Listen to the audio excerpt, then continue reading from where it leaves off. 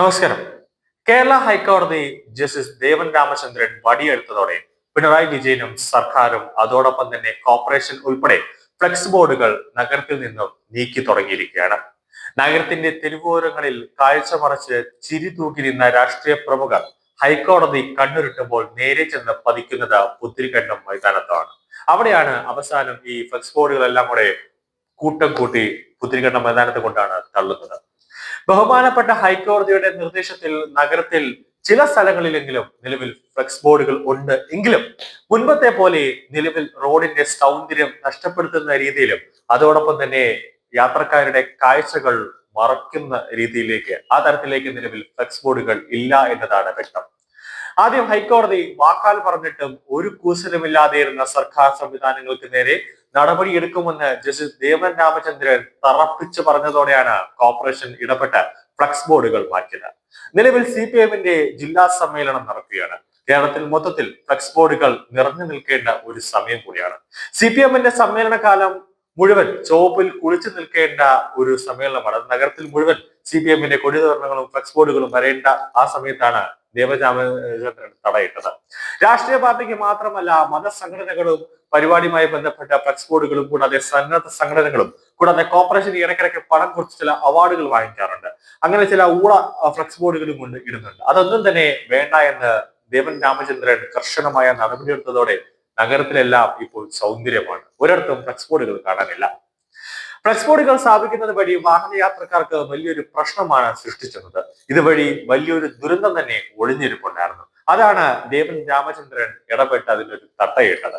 ഒടുവിൽ ശക്തമായ ഒരു നിയമം ദേവൻ രാമചന്ദ്രൻ നിർണായകമായ ഒരു ഉത്തരവിടുകയും ചെയ്തു. അതായത് റോഡിൽ നിന്നും ഫ്ലക്സ് ബോർഡുകൾ നീക്കം ചെയ്തില്ലെങ്കിൽ കോർപ്പറേഷൻ സെക്രട്ടറിമാർക്കെതിരെ ശക്തമായ നടപടി എടുക്കണമെന്ന ഉത്തരവ് ദേവൻ രാമചന്ദ്രൻ പുറത്തേക്ക് ഇറക്കിയതോടെ നിർണായകമായ മണിക്കൂറിനുള്ളിൽ ആ ഉത്തരവ് വന്ന മണിക്കൂറിനുള്ളിൽ തന്നെ നഗരസഭാ സെക്രട്ടറിമാരുടെ നിർദ്ദേശത്തിൽ നഗരത്തിലെ ഫ്ലക്സ് ബോർഡുകളെല്ലാം തന്നെ ചടുല വേഗത്തിൽ നീക്കം ചെയ്തു.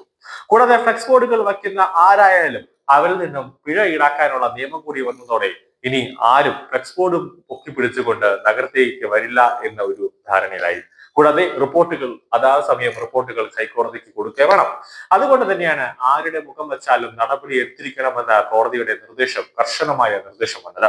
ഇപ്പോൾ പിണറായി വിജയൻ ചെയ്യുന്ന ഒരു പരിപാടിയുണ്ട്. അതായത് ചീഫ് സെക്രട്ടറിയുമായിട്ട് യോഗം ചേർന്നിട്ട് ആ മന്ത്രിസഭാ യോഗത്തിൽ പറഞ്ഞത് ഫ്ലക്സ് ബോർഡുകൾ വയ്ക്കാൻ ഒരു ഭേദഗതി വരുത്താൻ ഒരു നീക്കമാണ് പിണറായി വിജയൻ ഇപ്പോൾ നടത്തുന്നത്. അതായത് എന്തായാലും പിണറായി സർക്കാരിനെതിരെ ജനവിരുദ്ധമാണ് ഇപ്പോൾ നടന്നുകൊണ്ടിരിക്കുന്നത്. സർക്കാരിനെ കൊണ്ട് ജനങ്ങൾക്ക് മടുത്തു. അതുകൊണ്ട് പിണറായി വിജയനും ഉൾപ്പെടെയുള്ള മന്ത്രിമാർക്കും ആകെയുള്ള ആശ്വാസം വാഹനത്തിൽ, അതായത് ഔദ്യോഗിക വാഹനത്തിൽ റോഡുകളിൽ യാത്ര ചെയ്യുമ്പോൾ മുഴുവനും പിണറായിയുടെ ഇളിച്ചുകൊണ്ടിരിക്കുന്ന ഫോട്ടോ കാണണം എന്ന് പിണറായിക്ക് ഒരു അതിയായ മോഹം. അതുകൊണ്ട് പരിപാടി കഴിയുമ്പോൾ ഫ്ലക്സ് ബോർഡുകൾ എടുത്ത് മാറ്റാം എന്നുള്ള ഒരു നിയമം കൊണ്ടുവരണമെന്നാണ് പിണറായി വിജയൻ ഇപ്പോൾ ആലോചിക്കുന്നത്. അതും ജസ്റ്റിസ് ദേവൻ രാമചന്ദ്രൻ തടയിടും എന്ന കാര്യത്തിൽ യാതൊരു സംശയവുമില്ല. കാരണം റോഡുകളിൽ വലിയൊരു ബാനറുകൾ വയ്ക്കുമ്പോൾ പെട്ടെന്നൊരു കാറ്റ് വന്നു കഴിഞ്ഞാൽ അത് നേരെ മറിഞ്ഞ് വഴിയിൽ പോകുന്ന വഴിയാത്രക്കാരന്റെ ദേഹത്തേക്കോ അല്ലെങ്കിൽ വാഹനം ഓടിച്ചുകൊണ്ട് പോകുന്നവന്റെ ദേഹത്തേക്ക് വീണാൽ അത് വലിയൊരു അപകടം അതിന് വരുത്തും. അതുകൊണ്ടാണ് ജസ്റ്റിസ് ദേവൻ രാമചന്ദ്രൻ അതിനൊരു പൂട്ടിയത്.